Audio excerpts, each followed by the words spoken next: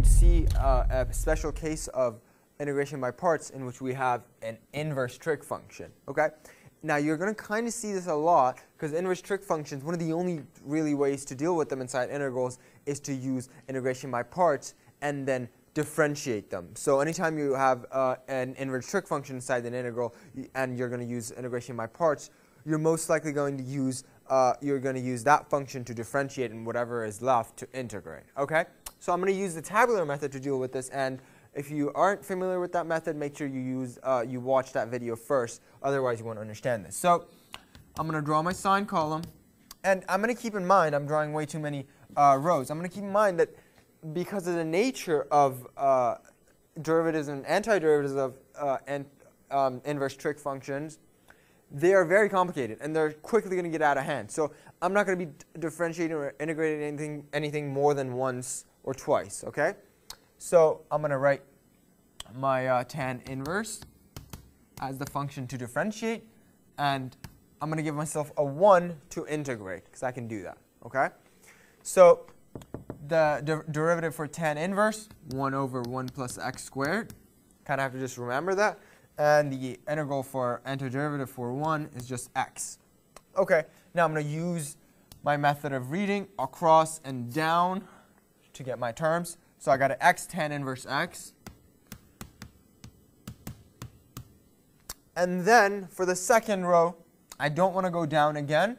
So I'm just going to go across, and I'm going to draw an integral because I can do that. Remember, that's the remainder of your integral. So minus x over 1 plus x squared, but this is inside an integral.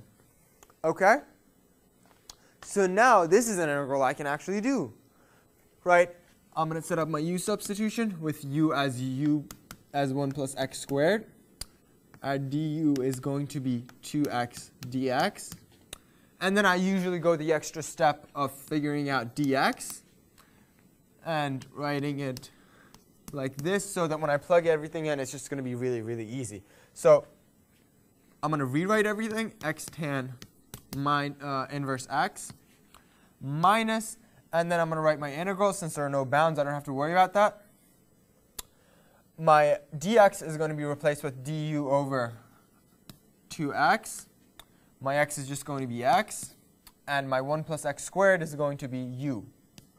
So now the x's cancel, which is exactly what I wanted. Now I have an integral only in terms of u's.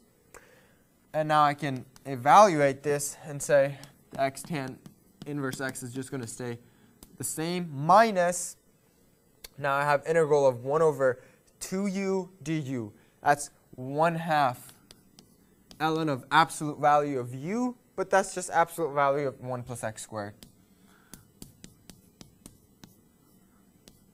Okay?